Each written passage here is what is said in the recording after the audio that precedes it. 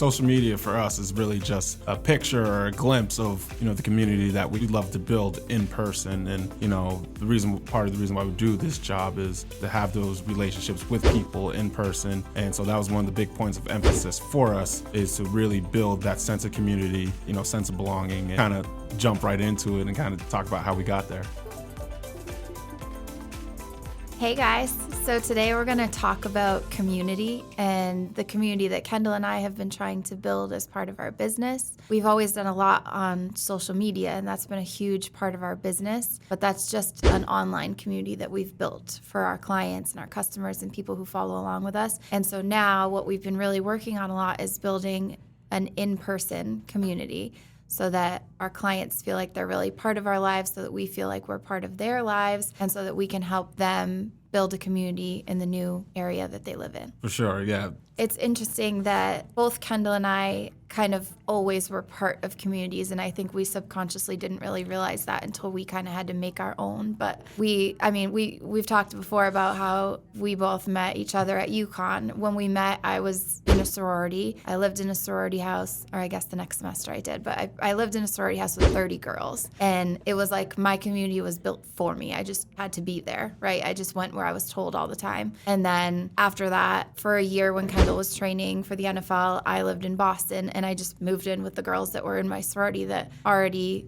had a place. I just had to go move in. And then I meet Kendall, and like the NFL community was built for us. We never really had to build it for ourselves. So, and then on your end? Yeah, I've always been part of a team. That's, my MO. I always try to make everything I do bring it back into football, because that's what I understand the most. But the whole structure, being part of a team, being part of something bigger than myself, something that I've always been drawn to, what drew us together.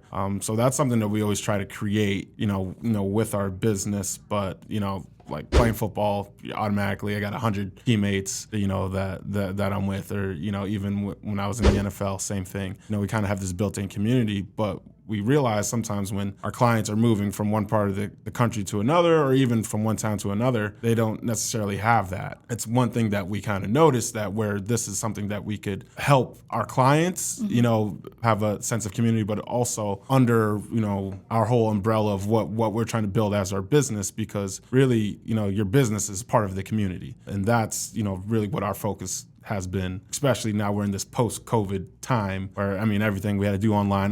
We tried our hardest, I think everyone did, with the Zoom calls and things like that. And now we're back in a place where, everyone's getting together, everyone's, date nights, family nights, whatever you want to call it. But that's just part of being human. Mm-hmm. And, that's a big element that was taken away from us. And, it's really important for us to be able to provide even just a small piece, give that back to people. Yeah. So when we ourselves, the last house we were in, like when we bought this house, first of all, we signed the purchase and sale the day that I went into labor with our second child. We had previously been in this tiny little log cabin that was like a Great Lake house, but there was just no way that we couldn't do it. Like it was too small. It was a two-bedroom house. Two-bedroom, like 1,000 square foot home on a lake with two little babies.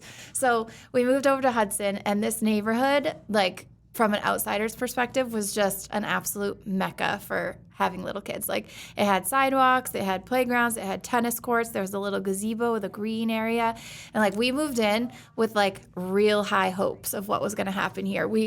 There was a neighborhood Facebook group, and we were like, let's do a food truck festival, like let's do a potluck in the circle. And everyone was like, yeah, one day. Never happened. No one wanted to hang out with us. That might be an exaggeration. Kendall obviously is like the friendliest person ever and met a couple of people on the golf cart, but he was coaching at UNH, so he didn't exist. He never lived in Hudson. Yeah. So me on my own, no one wanted to hang out with me.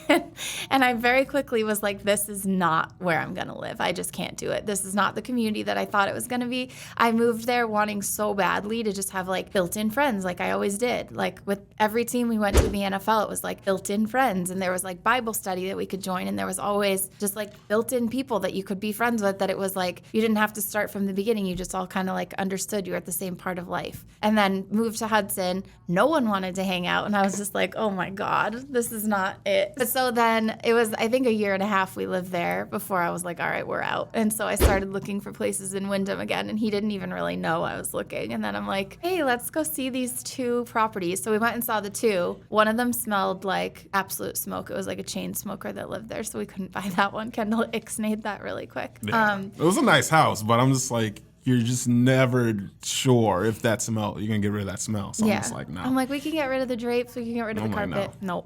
And so the other property is the one that we live in now. We loved it. When we went and saw it, we saw it a few times. There were obviously things that weren't perfect, but it was like a really, really good neighborhood. So I looked up the tax records. This is probably not what you're supposed to do, but I looked up every single person's name in the neighborhood. Then I found them on Facebook, and I checked if any of them had kids. And I could see that there were just like a ton of kids in this neighborhood. And I was like, this is where we need to be. Like, this is what I want. And so one of the cool things that, Kristen did, I was kind of just going along with that. I didn't even know what was going on. But so at the last place we lived in Hudson, we met a few people, but it was kind of like the high and by neighbors. Like, hey, all right, have a good one. It didn't really go any further than that. So Kristen was a little bit more intentional. She did her research or Facebook stock, whatever you want to call it. But then it's something that we now do for some of our clients. She put flyers in all of our neighbors' houses to invite them over for a Pats game, because we moved in during the middle of football season. It was a great way to literally meet everyone at the same time. So the weekend we moved in, we had all of our neighbors over for a football game, and it was awesome because we got to meet, not everyone was able to make it, but we got to meet most of the people on our street, instantly connect, with our whole neighborhood. We have some really, really awesome people that we met. And, that was huge because it instantly made our new home, house feel like a home. And we had 3 little kids. Kenzie, our youngest, was only 4 or 5 months old. So when we moved there,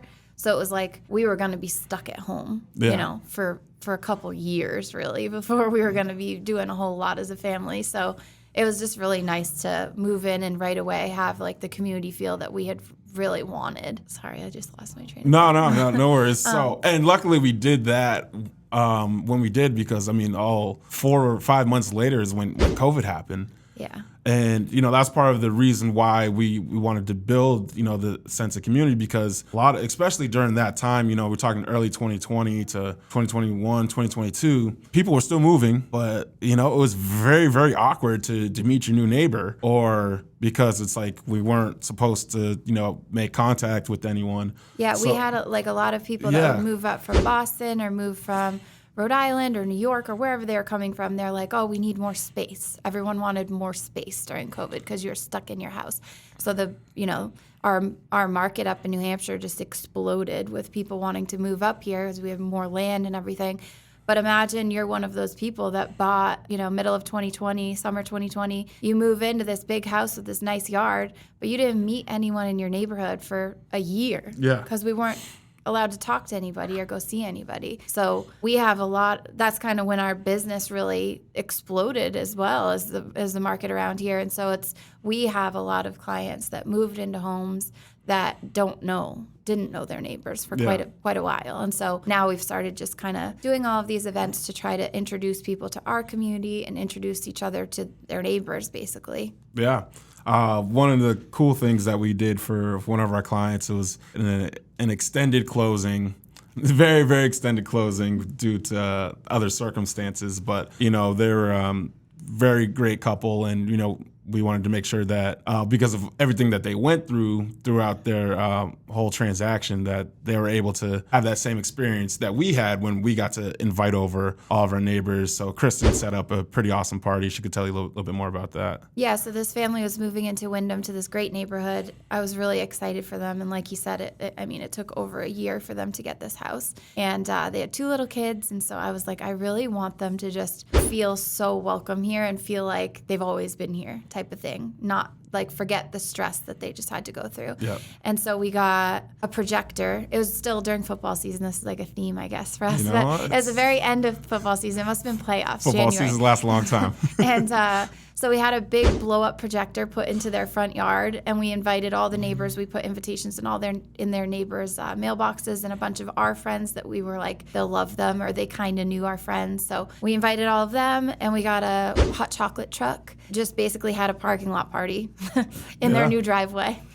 Yeah. And it was, I think they closed on maybe a Monday or Tuesday, and we threw that party on like Friday or Saturday. Yeah, so Saturday, yeah. I was kind of like, no pressure. You can have all the boxes inside. No one will go in. We'll just hang out in the parking lot. But it was awesome. And they got to meet all their new neighbors, and they just felt like, or I hope they felt like anyways, that it was a good foot to start on, you know? No, And absolutely. No, they were part of the community already. Talking to them, they had a blast. And for some of the other people, you know how it's kind of like the situation where, you know, especially during COVID, or even if not during COVID, like you move in, you didn't get to meet the neighbor yet. Now you've been living there for a year. So it's like, is it too awkward? Do I introduce myself? I've been living here for a year. So that kind of what we did was just like, let's just nip this in the butt right away. You get to meet everyone at the beginning, and then you can get to kind of decide who. I mean, you'll naturally see who you connect with and everything like that. But there's no more like awkward, like, well, we haven't met yet. We only said hi. Like, just go for it. Just dive right in. Yeah. So that It's like really Kendall's mantra for life. But that really, you know, dived into like what we, you know, want to build, because we saw how, one, we got to experience it ourselves by, you know, inviting all the neighbors over. Then for one of our clients, then we're just like, you know, how do we, you know, take this feeling and, you know, replicate it? Because there's, you know, not just people that are, you know, moving, you know, into the community. There's a lot of people there's a lot of things that, you know, people might necessarily have, you know, exposure to, or, you know, events that they might have never even thought of. And, you know, that's the way that we connect with people the best, is live and in person. Yes, social media is great. Kristen, she does an awesome job at that, and she makes it feel like we're there live and in person, and, you know, we're definitely in a social media world. But at the end of the day, you know, we're people, and we interact in person and live and in color. So that is something that, you know, is now our focus. Is we might introduce something, you know, on the social media, but we know we want to meet, connect, and, you know, build our community in person. And that's what we've been starting to do, branch out. Do you want to talk about some of the events that we've done and have coming up? Yeah, so our goal, which is pretty ambitious, but is to do an event every month. But for now, it's kind of a once a quarter type thing where we're inviting clients and then referral partners and even just friends and family that would benefit from it. So our first event that we did in April of this year was a paint night. It was, 30 people? Yeah. 30 people-ish. And one of Kendall's friends is an amazing paint night artist. She's done, over 1,000 She's done over 1,000 paint nights, yeah. And it was just a great experience. We got to have our clients come and just be in a fun atmosphere that wasn't, like, transactional. We weren't talking about their house. We weren't worrying about issues with inspections. We were just kind of like, hey, we actually really kind of like you guys as people, so let's hang out outside of real estate. Yeah. And so we did a paint night at Fody's in April, and then at the end of May, the new Little Mermaid came out, and obviously Kendall and I's kids are mixed, and so our oldest daughter thought it was like the coolest thing in the world that the new Little Mermaid looks like her. She has braids and she's got dark skin. And so like years ago when it was released that Hallie was going to be the new Little Mermaid or Little Ariel.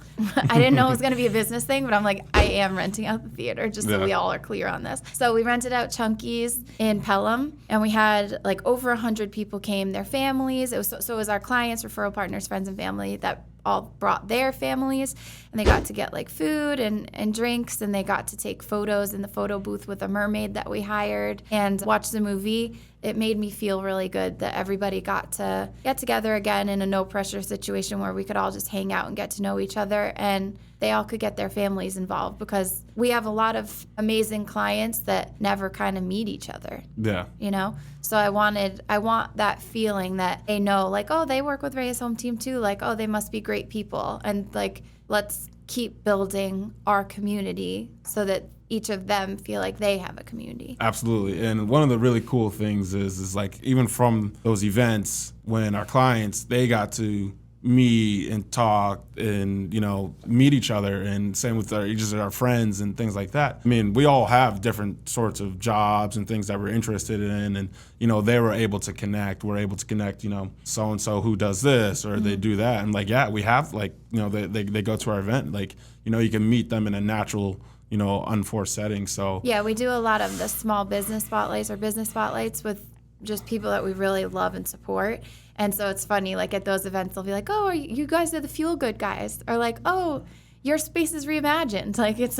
They see us promoting them all the time because they're just people that we really love. And so it's nice being able to have everyone meet in person. Yeah, exactly. It's, essentially build a network. But yeah, at the root of it, man, we like to have a good time. We like to meet, see, talk to people in person, and that's how we built our business. We were able to emulate a lot of that, through social media. But like I said, at the end of the day, the root of it is, having, those interactions, be able to build a sense of community, giving everyone a place just to, feel welcome, be free, come as they are. That's how, we've built our brand, built our business. But honestly, this is just more than a business for us. This is our life. This is how we live. Our friends come here. My parents come here. People from our kids' classes come here.